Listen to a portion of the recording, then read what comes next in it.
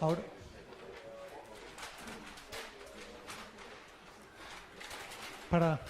para continuar, vamos a tener a Luis Villanueva.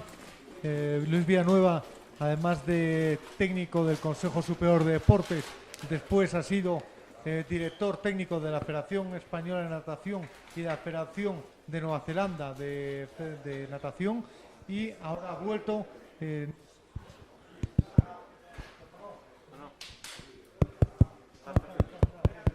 A ver, sí, bueno, repito, que ahora vamos a tener el placer de contar con Luis Villanueva, además de técnico deportivo del Consejo Superior de Deportes, también ha sido director técnico de la Federación Española de Natación y de la Federación de Nueva Zelanda de Natación. Y ahora ha vuelto al Consejo Superior de Deportes como subdirector adjunto de alta competición. Entonces él va a hacer una evaluación de los Juegos Olímpicos de Río.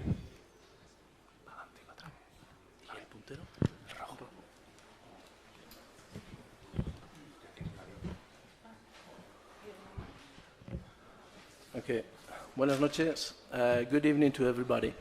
I've been asked to speak in English out of respect to those of you that have come from abroad. I would like to apologize to my Spanish colleagues for not speaking Spanish, and to the rest of you for my average English. Let me first of all introduce myself.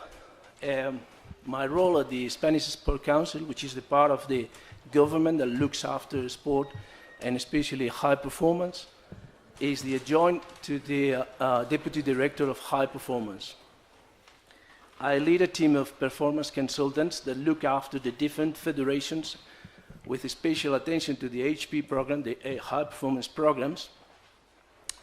And with that role, we have been able to attend the Olympics in Rio, and living at the Olympic Village and being able to attend most of the main events. Our attendance to the Olympics is just the continuation of the work that we do during the quadriennium, and we are fortunate to be able to be at the Olympics when the athletes get to the end of the work for the Olympic cycle. So my aim today is to present you a quick perspective of what happened in Rio, both globally and with the Spanish team.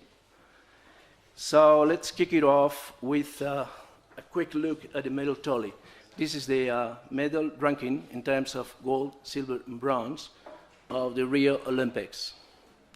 Spain, as you see on this slide, has been ranked 14th on this ranking.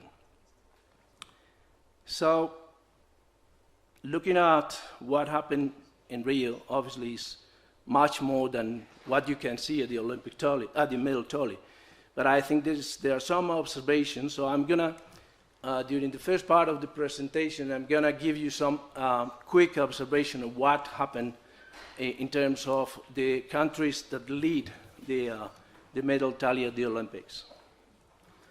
So the first thing that caught my attention is that GBR, so Great Britain, got second. So Great Britain had a very average results in '96 with just one gold medal. Then recovered in Sydney, and then had a very good improvement from 2004 to 2008. On the lead up to the home games in London in 2012, they prepared, obviously they spent a lot of money, and they performed very well at the Olympics in London. But what is quite remarkable is that after the home games, they have been able to improve their result, especially on the ranking of both the medal tally in terms of gold, silver, and bronze, as well as the ranking for the number of medals. So they have been second for golds and third for number of medals. And it's remarkable because if we have a look at what or how the countries performed after the home games, we can see that we, the Spanish, organized the 92 Olympics in Barcelona. So we had a very good result, very good performance. In fact, after a story of history of just having 2 or 3 medals at the Olympics, we got 22 with 13 goals. That places us on the 10th position on the medal ranking. Then we have a bit of a hangover that for us lasted about 8 years. So very good result in Atlanta after the home games. But we hit the bottom at the Sydney Olympics in 2000 with 11 medals, and then recovered to our base level. Australia organized the 2000 Olympic Games, and they were able to maintain the level in 2004. Then is a little decrease on their results afterwards. The Chinese maintained the level achieved in 2008 in terms of their ranking on both medals and golds. And it is quite remarkable that the British, they were able to improve the level achieved in London after the home games in Rio. The second thing that caught my attention is that Russia went down to 4th. So Russia was second in 2000, 2004, then third in 2008 and 2012, and they went to 4th. It is fair to say that the ban of the IAAF on track and field takes them out probably a good number of medals. In fact, they had 18 medals in track and field in both London and Beijing. So with these 18 medals, they would have been second on the number of medals anyway. The third observation, I think it's interesting to see how Japan is tracking, especially because they are going to organize the 2020.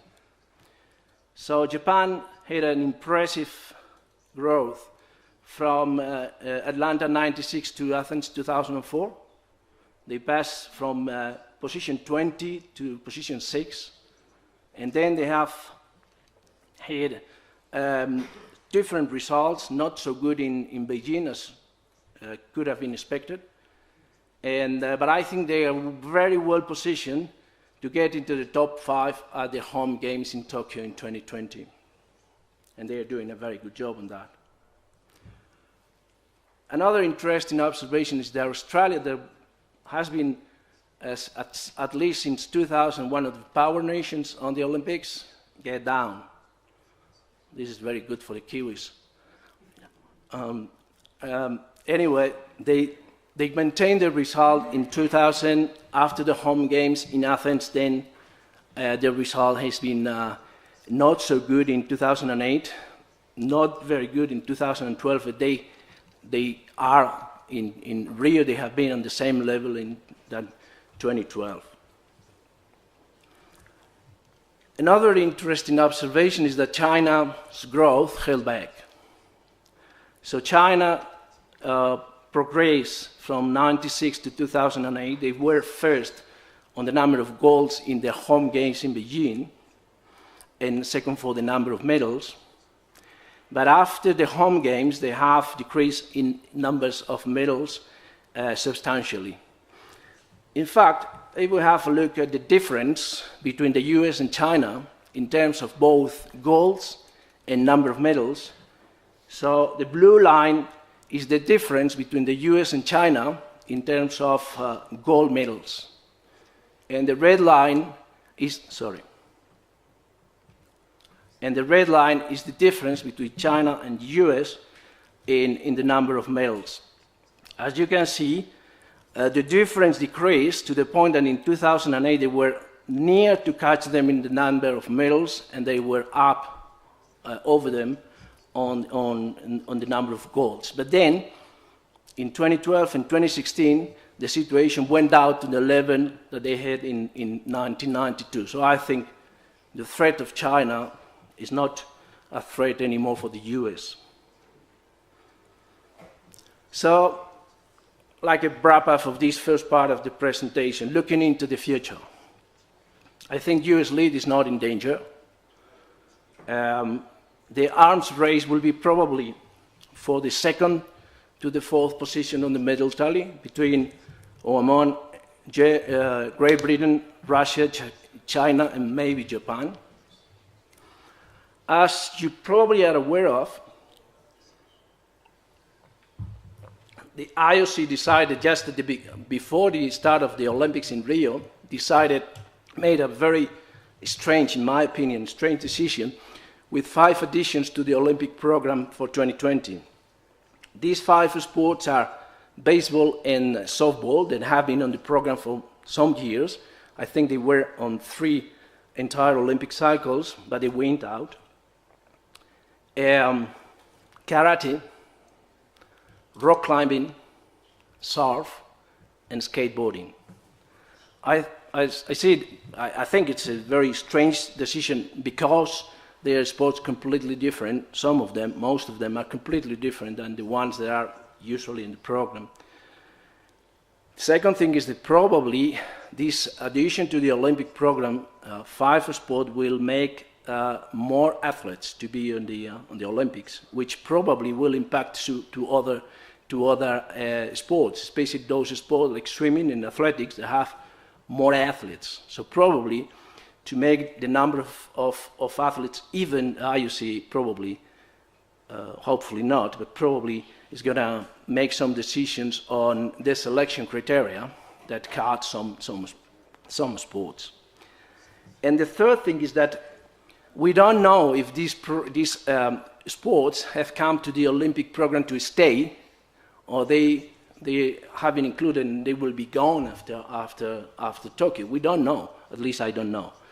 And there are some important unknowns in terms of what is going to be the qualification for those sports, what even is going to be the competition format, what events are going to be included on the Olympic program. So a lot of unknowns, but especially that we don't know if these 5 sports are going to be there or others are going to come after Tokyo. So it's quite a challenge for the HP programs, for the special characteristics of these sports, but also because we don't know what is going to happen afterwards. So this is the first part. The second part of the presentation is to have a look, probably in more detail, of what happened with Spain at Rio 2016. So these are the numbers of the Spanish team. The Spanish team went to Rio with 306 athletes that competed in 32 sports. The Spanish athletes achieved 7 gold medals in 6 sports. So 2 sports had 2 gold medals. One sport had 2 gold medals. The total number of medals achieved by the Spanish athletes was 17 in 11 sports, so 6 sports multi-medal and 6 had 1 medal. And the Spanish athletes achieved 55 top 8 finishers in 25 sports.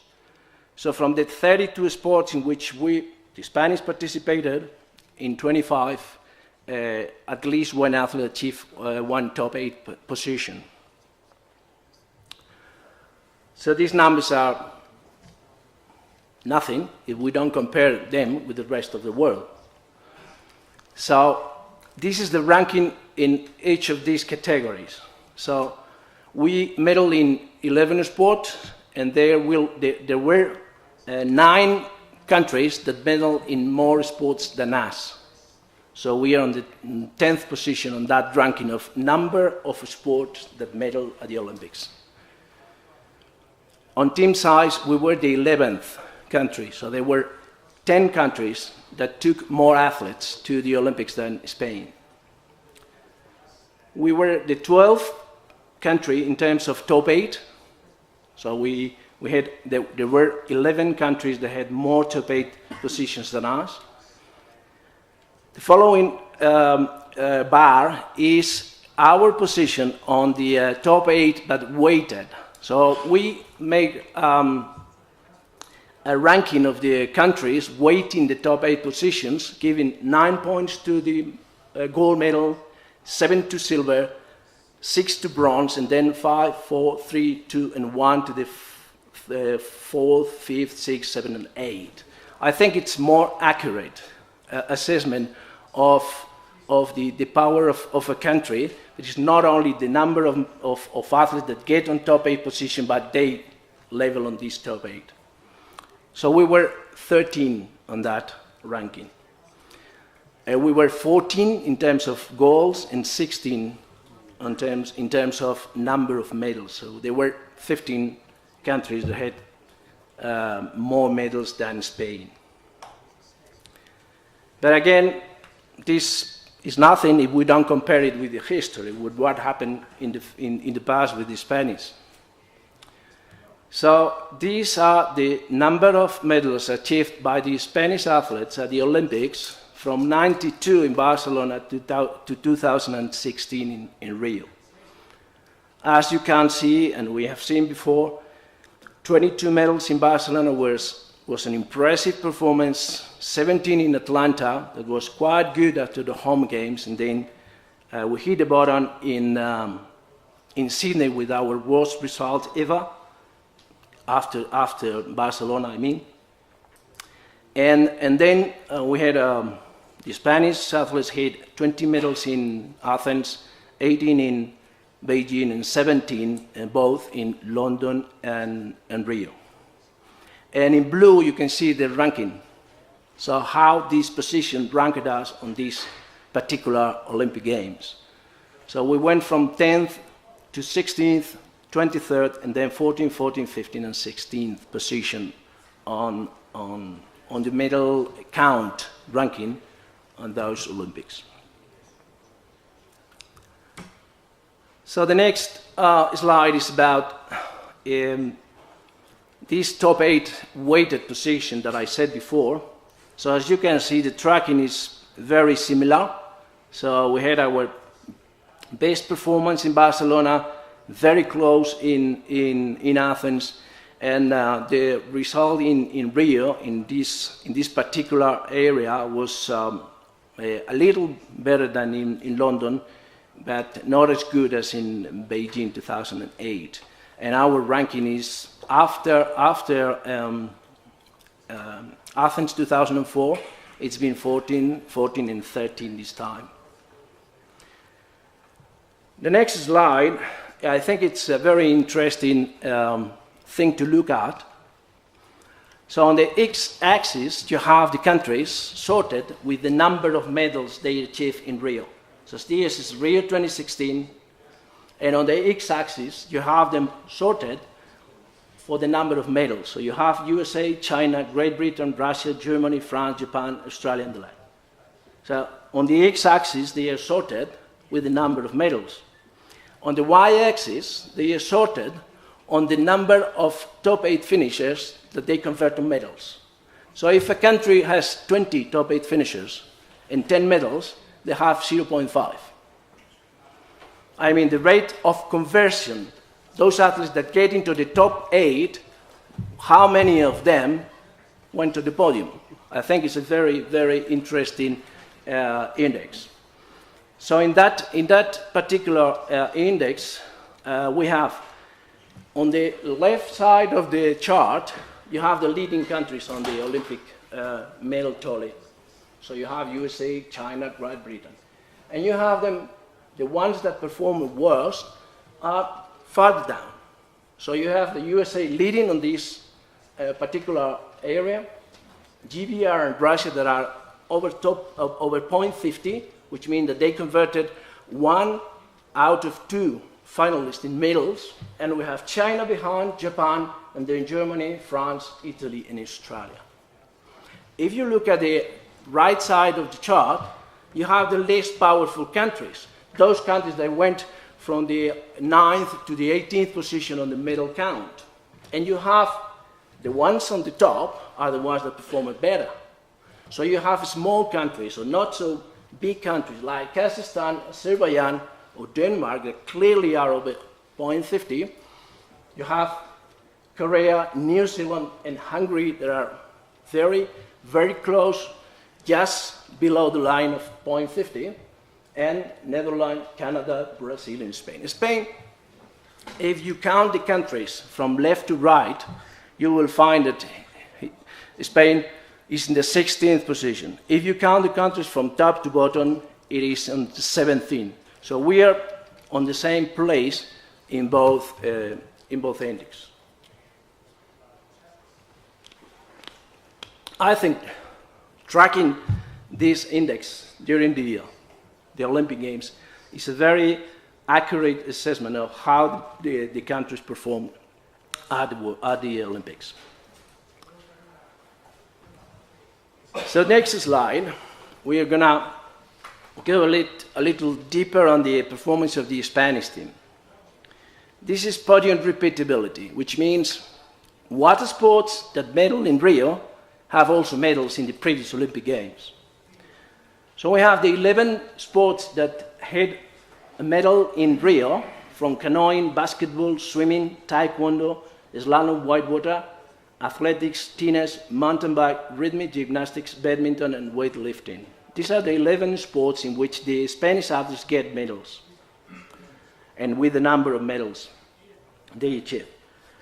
So from these 11 sports, 5 of them, the first 5, medal also in Rio.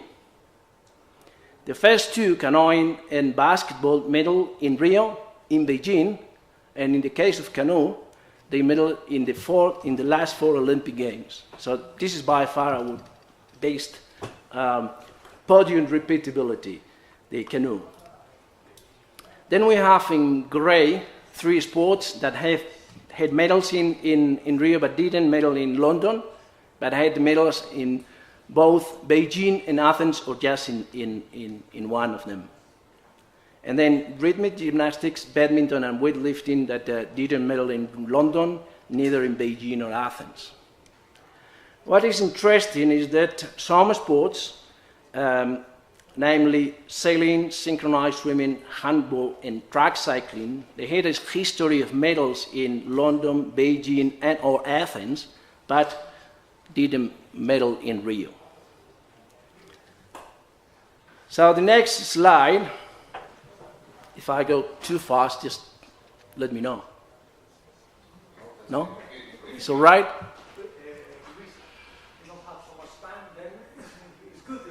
It's good. Okay, okay. So the next assessment is what we call World Championships medal conversion. It means water sports that medal during the Olympic cycle in Worlds convert these medals in Olympic medals in Rio.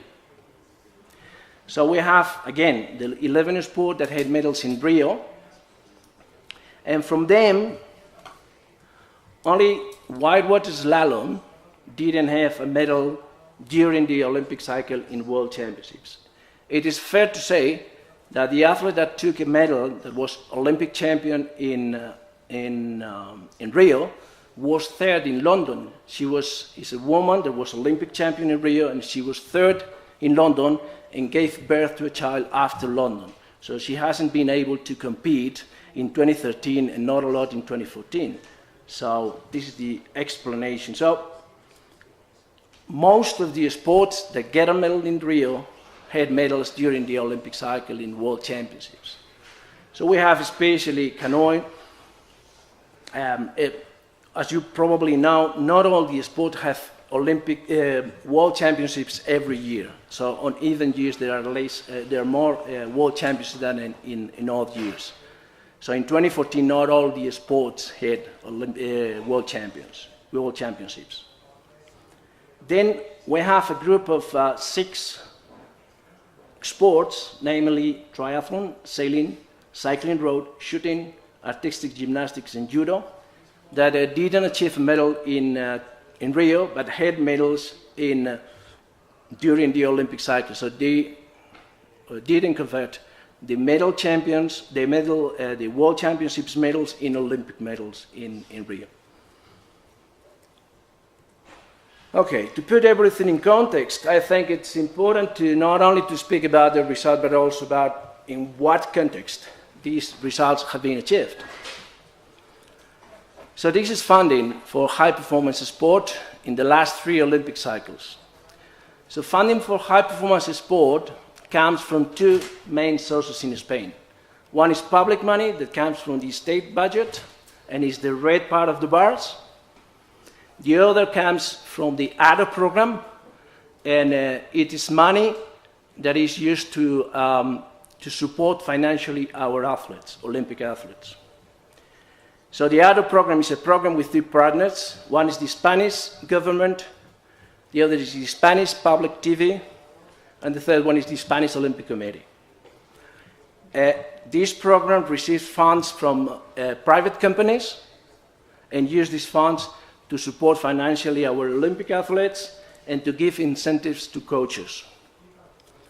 So these two main sources of funding for the HP went down from the Olympic cycle leading to Beijing, 12% to the following one leading to London. And the difference on this funding between the Rio cycle and the Beijing cycle was 39%. So there was 39% less money to fund the HP programs in Rio than it was in Beijing.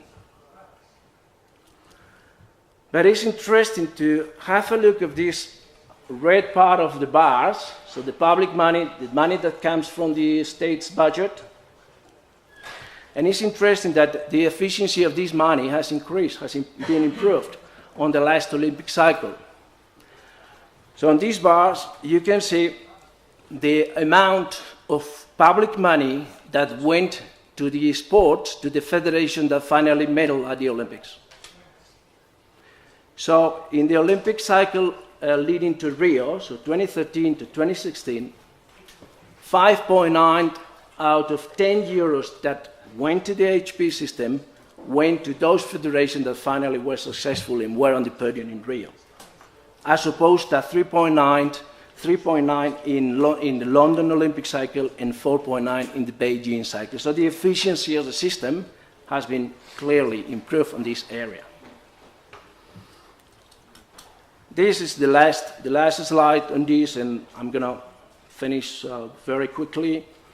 This is an explanation of how the money from this ADO program that I have spoken before is breaking down. So from the whole money, considering the public money and the ADO program, the whole money of the Rio Olympic cycle, 80% was public money coming from the state's budget, and 20% came from the ADO program. From this 20%, around 15% was used to support financially our athletes with grants for Olympic athletes, and the other 5% went to incentives to coaches. It is interesting that from this 15%, on the graph on the right, you can see the amount of money that went to athletes that achieved an Olympic medal, the amount on the second bar, the amount of money that went to athletes that medal at the World Championships, and the rest of the money, which is a good part of it, that went to athletes that didn't medal neither at the Olympics nor at the World Championships during the Olympic cycle. So I think the improvement on efficiency in this area can be greatly improved. So, wrapping up this second part of the presentation, I think we see that our performance ceiling at the Olympics is around 17 medals. We have had 17 all over the last 3 Olympic cycles.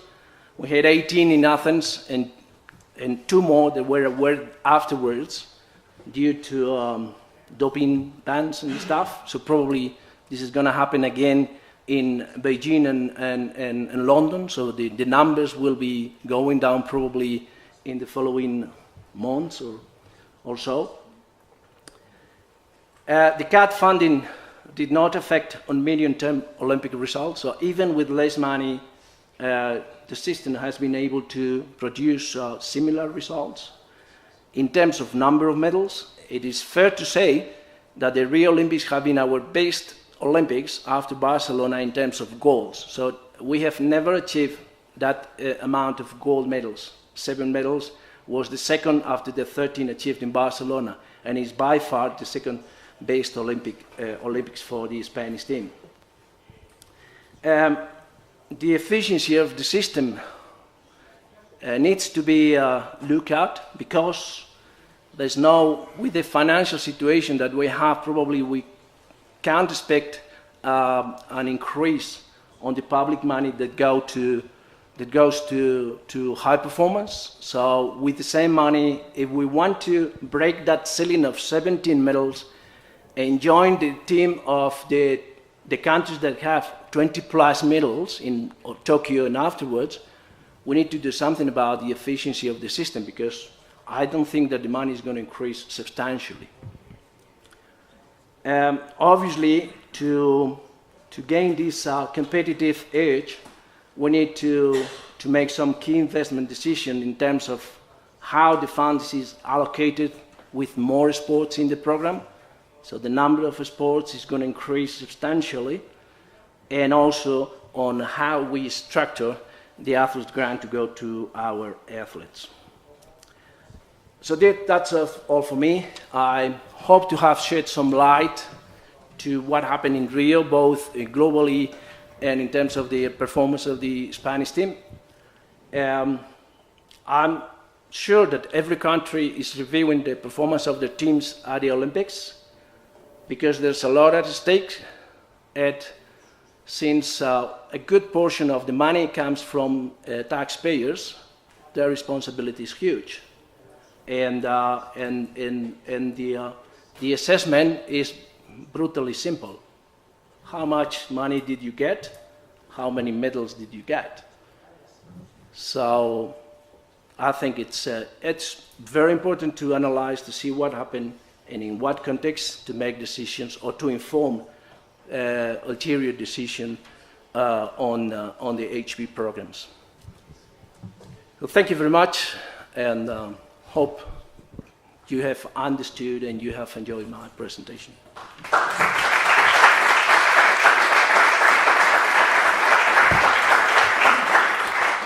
Thank you very much, Luis. We don't have so much time, then we have only 5 minutes for questions. I want to begin with the first one. Please, after working in New Zealand and Spain, can you explain us the difference between both systems, please? I would finish before if I say what is the same, because everything is different. There are different countries with different culture and different ways of doing things. In New Zealand, no one could understand how a conference like this started at 6:30. In New Zealand, we would have started at 12:30 after lunch and finished at 5:30 before dinner. So everything's different. But in terms of performance, there are two things that, in my opinion, are very, very interesting of the model of the HB system in New Zealand. We have to understand that New Zealand is a country of 4.5 million inhabitants that got 18 medals at the Olympics. So, and their improvement from London to Rio has been 5 medals, I believe, from 13 to 18, which is quite remarkable. Anyway, there are two things. One is they are always looking at the efficiency of what they do, especially in the investment they do on high performance. They have not a lot of money, like probably every country, and they look after that efficiency. And the second thing is it was very interesting for me that there is what they call the cross-pollination between sports, which is something that doesn't happen here. It means that it happened that we were housing in the same building in Rio with the Kiwis. And so I had more a high-performance director of Kiwi sports than Spanish. So I've been 2.5 years in New Zealand, and I have been involved on this cross-pollination between different sports that is quite interesting. And I was the high-performance director for swimming in New Zealand. And it's not impossible that the next high-performance director in swimming New Zealand is someone that comes from rugby or from netball or from other sports, something that here is completely impossible. And I think that we have some interesting things to learn from them on this combination of sport and the relationship between the different coaches and sport directors and staff of the different sports, because there's a lot to learn from other coaches. Any more questions? Some more questions? We have time for 2 questions, or we stop? There are 2 options. They didn't. I'm sorry. They didn't understand that they are hungry. I don't know either. If I'm from UK Sport and Great Britain, I don't know if I'm allowed to ask a question. Do you fund every Olympic sport, or do you fund only your performing, medalling Olympic sports? And if you fund everyone, how do you decide how the money gets split? Yeah, the public money goes to every Olympic sport, not only those with capacity to medal, but the difference are huge between the sports that get just a little bit to survive and others that get more money because they have the capacity to medal at the Worlds or the Olympics.